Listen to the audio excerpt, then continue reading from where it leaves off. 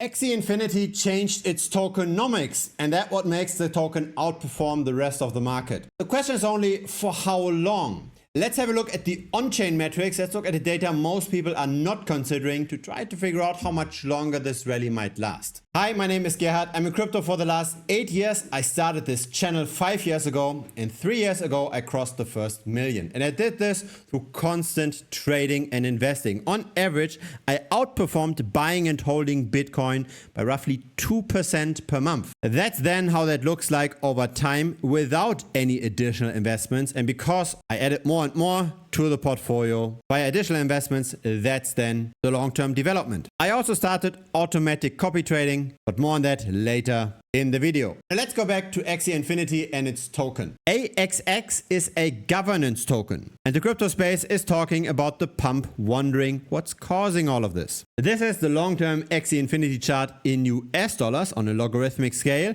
Here's the same on a linear scale. That's just in US dollars, but compare this to Axie Infinity to the rest of the altcoin market.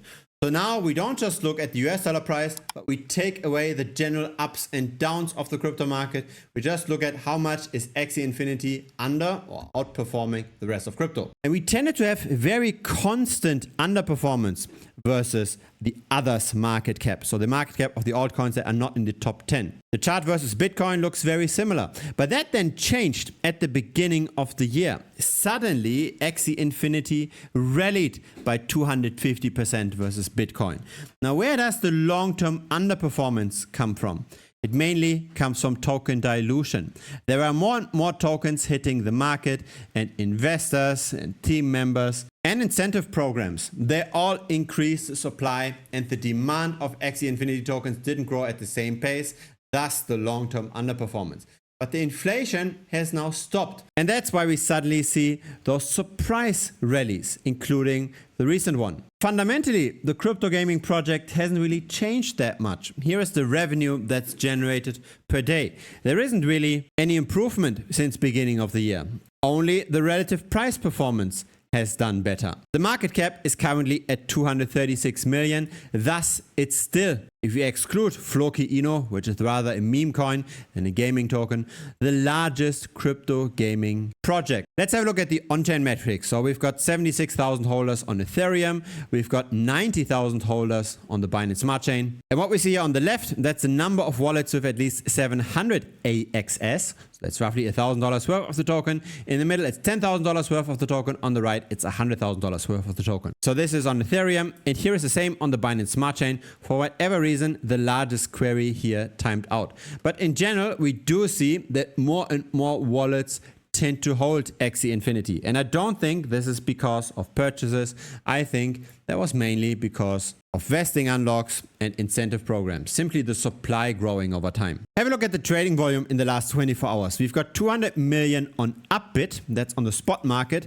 Compare this to the perpetual futures market though. Here we had more than 800 million worth of trading volume. So really, the price discovery does not happen on the spot market, it rather happens on the perpetual futures market. So the market that are the levered bets on the price. And that now explains why a price like AXS can go up that quickly when it went down all the time before. Many people were betting on falling prices of Axie Infinity while the token inflation was high.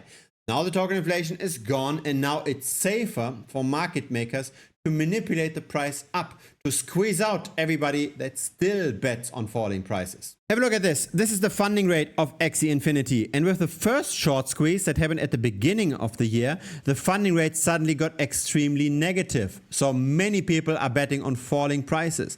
Much more people are betting on falling than on rising prices. And that incentivizes the market makers to buy up more of the supply, to push up the price and to squeeze out all of those people that are betting on falling prices.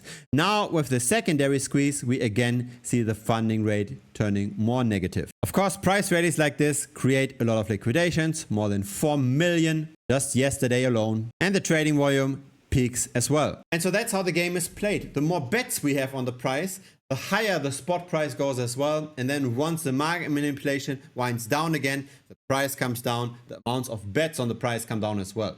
The open interest here, that's in green, the spot price, that's in yellow. And no surprise, with another short squeeze, we do see another increase in open interest.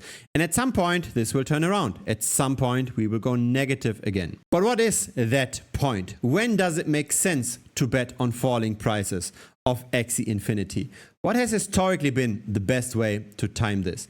Let's run some backtests of golden crosses and death crosses. So those are crosses of moving averages. That's how I was able to generate positive returns this year while the rest of the market went down. Again, that's on the copy trading pool. That's also how we've been able to short the bit tensor on the 6th of April. This is where we got a death cross here. But that's also how we shorted Zcash. And so let's have a look at the same thing for Axie Infinity. We look at the best long versus short moving average. This is the heat map. We're looking for the highest annualized return.